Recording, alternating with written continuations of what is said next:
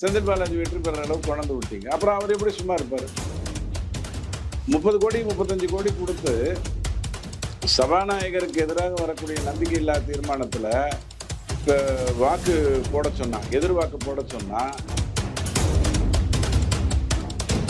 Probably திமுகங்கிற ஒரு ஆளு எவ்வளவு பெரிய ஐஎஸ்ஐஎஸ் தீவிரவாதியை விட, தாலிபானை விட மிகப்பெரிய தப்பு பண்ணக்கூடிய ஒரு கட்சிங்கிறது உங்களுக்கு தெரியல.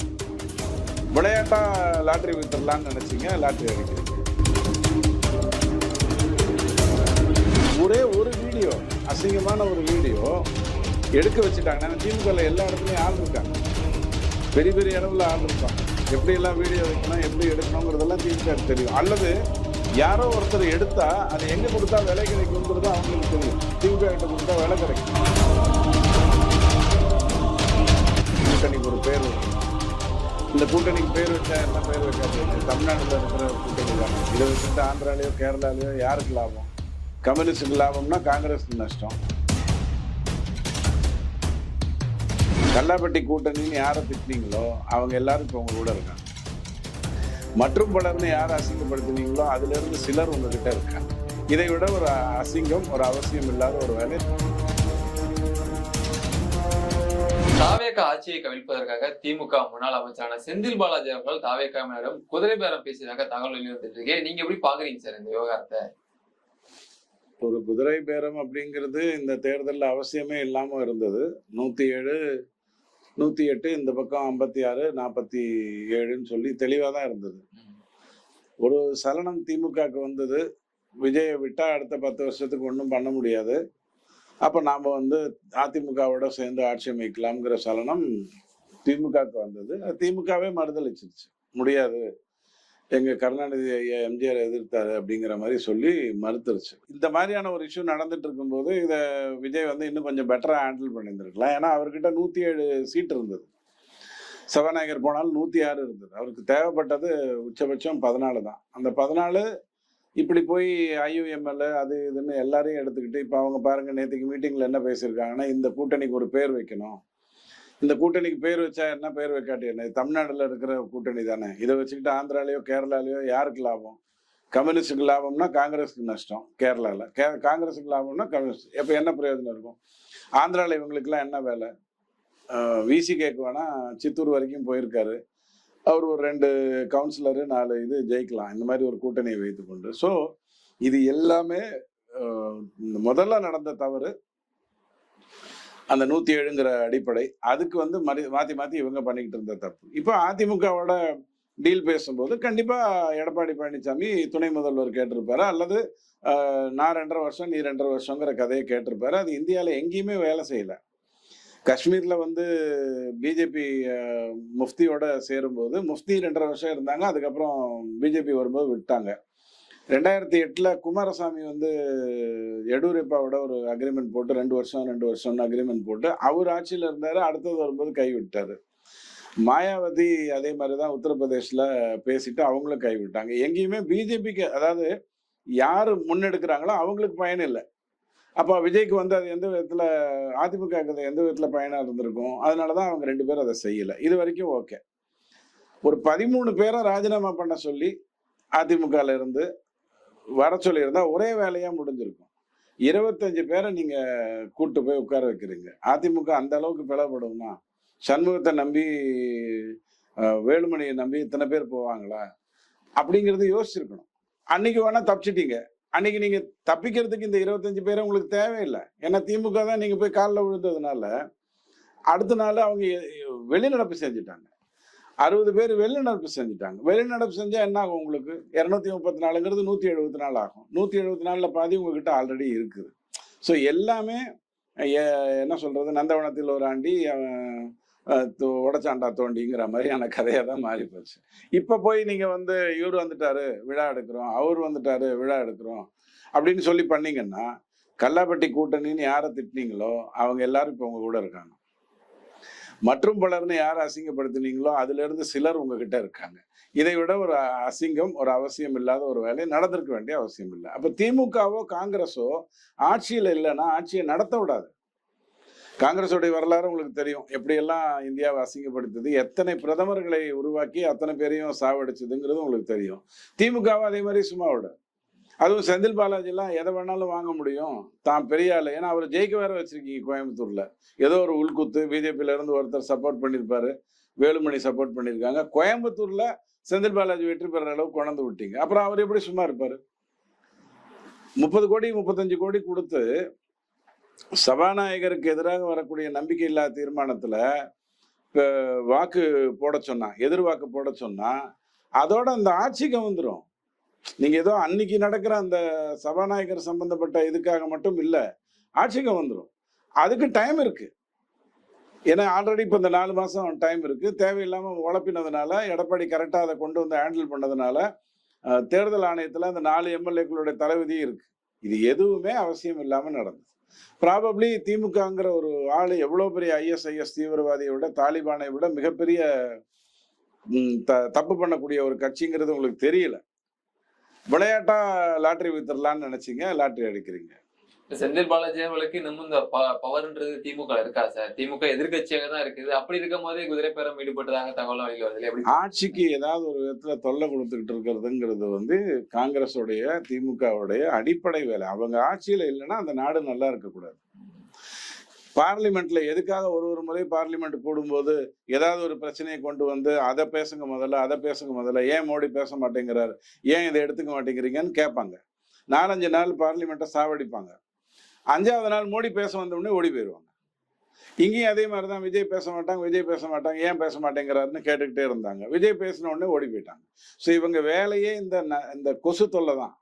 இந்த கொசு தொல்லை அடிக்கிறதுக்கு நீங்க வலைக்குள்ள போகணும், இல்லைன்னா நல்ல குட் நைட் வாங்கி படுக்கணும். ரெண்டுத்துல ஏதோ ஒண்ணுதான் நடந்தாகணும். ஸோ இதுதான் விஜய் கத்துக்கணும். இப்ப இந்த ஆட்சியை கவுக்குறதுங்கிறது அவங்களோட நோக்கம் இருக்காது, டிஸ்டர்ப் பண்ணணுங்கிற எண்ணம் இருக்கும். ஒண்ணு மட்டும் புரிஞ்சுக்கோங்க, ஒரு எம்எல்ஏவோ ஒரு எம்பியோ ஜெயிச்சுட்டானா ரிஸ்க் எடுக்கவே மாட்டான்.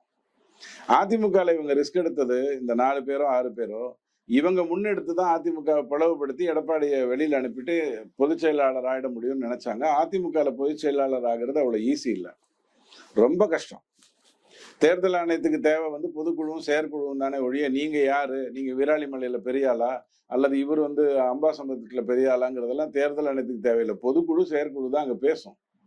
பொதுக்குழு செயற்குழு எடப்பாடி என்ன சொல்றாரோ அதை செய்யுது. இவ்வளவு முட்டாள்தனத்தை அதிமுக இருக்கிறவங்க செஞ்சிருக்கணுங்கிற அவசியம் இல்லை. இப்ப என்ன, தமிழ்நாட்டினுடைய எதிர்காலமே தாவேகா பக்கம் போயிருச்சா? தனிநபரை நடத்துகின்ற ஒரு ஆட்சி ஒரு தப்பு பண்ணா எல்லாம் போயிடும். ஒரே ஒரு வீடியோ, அசிங்கமான ஒரு வீடியோ எடுக்க வச்சுட்டாங்கன்னா, திமுக எல்லா இடத்துலயும் ஆள் இருக்காங்க, பெரிய பெரிய அளவுல ஆள் இருப்பாங்க. எப்படி எல்லாம் வீடியோ வைக்கணும், எப்படி எடுக்கணுங்கிறதெல்லாம் திமுக தெரியும். அல்லது யாரோ ஒருத்தர் எடுத்தா அதை எங்க கொடுத்தா விலை கிடைக்குங்கிறது அவங்களுக்கு தெரியும், திமுக கிட்ட கொடுத்தா விலை கிடைக்கும்.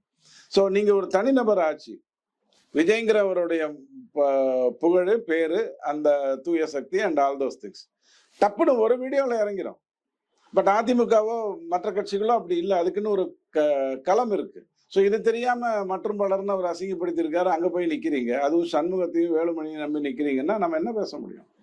செந்தில் பாலாஜி அவர்கள் மீண்டும் கைது செய்யப்படுவாரா சார்? FIRல அவருடைய தம்பி அசோக்குமார் பெயர் இடம்பெற்றிருக்கு. இதற்கு முக்கிய காரணமே செந்தில் பாலாஜி அவர்கள் தான் அப்படின்ற தகவல் வெளியிட. அசோக்குமாருக்கும் செந்தில் பாலாஜிக்கும் என்ன சம்பந்தம்னு எனக்கு தெரியாது. இந்த அசோக்குமாருடைய வேலையை பண்ண வச்சது வேற ஒரு ஆளு, நான் பேர் சொல்ல விரும்பல. யார் அவரை ரொம்ப நாள் காப்பாத்திட்டு இருந்தாங்களோ, திடீர்னு ஒரு நாள் நல்லா ஹேர் ஸ்டைல்லாம் பண்ணி மாப்பிள்ளை மாதிரி அனுப்பிச்சு வச்சாங்களோ, அவங்க தான் இந்த வேலையை பண்ணியிருக்காங்க. ஸோ அது முக்கியம் இல்லை. செந்தில் பாலாஜி ஜெயில நீங்க போட்டு ஒரு பிரயோஜனமும் இல்லை. அவர் ஏற்கனவே களி இல்லையோ, சங்கீதா இட்லி தான் தின்னுட்டு இருந்தாரு. ஸோ அவரை நீங்க ஜெயில வச்சு என்னத்த பண்ண போறீங்க? இவங்களெல்லாம் புறந்தள்ளி நாடு கடத்துவதற்கு ஏதாவது திட்டம் இருந்ததுன்னா அது அந்த சட்டத்தை உள்ள கொண்டு வந்து இவங்களெல்லாம் நாடு கடத்துறது தான் நல்லது. அந்த நாடு ஒத்துக்கணும், அதான் பிரச்சனை. இந்த கச்சத்தீவு மாதிரி ஏதாவது ஒரு தீவுல போய் உட்கார வச்சிட்டீங்கன்னா நிம்மதியா போயிடும். ஏன்னா இதெல்லாம் அரசியலுக்கு உகந்த ஒரு மனிதர்களே கிடையாது. திமுகவே கேவலம். அப்ப செந்தில் பாலாஜி எப்படி இருக்கும்னு யோசிச்சு பாருங்க. வைகோ அவர்கள் உறுதிப்படுத்துறாரு. தாவேகா தலைவர் விஜய் அவர்கள் 2 உறுப்பினர்களை கொண்டு வந்தா நான் வெற்றி பெறுவதற்கான வாய்ப்பு வழங்குறேன் அப்படின்னு உறுதி அளிச்சதுனால இது குதிரை பேரம் அப்படின்னு சொல்லி திமுக ஆளுநருக்கு ஒரு கடிதம் கொடுத்திருக்காங்க. இது குதிரை பேரம்ங்கிறத விட தன்மான பிரச்சனை இல்லையா? வைகோ ஒரு 2 எம்எல்ஏவை ஜெயிக்க வைக்கிறதுக்கு வக்கு இல்லாம விஜயுடைய ஆதரவோட தான் ஜெயிக்க வைக்க போறாரா? அவர் எத்தனை ஆண்டு காலமா அரசியல்ல இருக்காரு, அவருக்கு தெரியாதா? உடனே சில பேர் வந்து துரை வைகோ ராஜினாமா பண்ணணுங்கிறாங்க. துரை வைகோ தனி சின்னத்துல நின்றாரு. மீட்டிங்ல ஓப்பனா சொன்னாரு, பாராளுமன்றத்துல மீட்டிங்ல அவர் ஓப்பனா சொல்றாரு. என்ன சொன்னாரு? நான் வந்து இந்த தனி சின்னத்துல தான் நிப்பேன், என்னால வந்து இன்னொரு சின்னத்துல நிக்க முடியாதுங்கிறாரு. நேரு பக்கத்துல உட்காந்து ஓட்ட கேளுங்க, மத்ததெல்லாம் அப்புறம் பேசிக்கலாம் அப்படின்னு பேசுனதெல்லாம் நம்ம பார்த்திருக்கோம். ஸோ ஒரு 2 எம்எல்ஏ அவங்க ஜெயிச்சா என்ன, ஜெயிக்காட்டி என்ன, ஒரு பேச்சுக்கு சொல்றேன். இப்ப தாவேக ஆட்சி இருக்கு, வாரியமோ தூரியமோ கிடைச்சா நிம்மதியா வாழ்க்கையை ஓட்டலாமே. போகணும்னு நினைச்சா அப்படிதான் போவான். அந்த 2 எம்எல்ஏக்கு என்ன தெரியும்னா, திரும்பவும் திமுகவால என்ன ஜெயிக்க வைக்க முடியாது. நான் போய் ஒரு வாக்கு இப்படி கேட்டிருக்கேன், விஜய் எனக்கு சொன்னாலும் அவங்க என்னை ஏத்துக்க மாட்டாங்க. நான் ஜெயிச்சதே பெரிய புண்ணியம், இதுல என்னை சாவடிக்கிறீங்களான்னு சொல்லிட்டு அவன் போய் உட்கார்ந்துட்டான். இதுதான் நடந்த விஷயம்.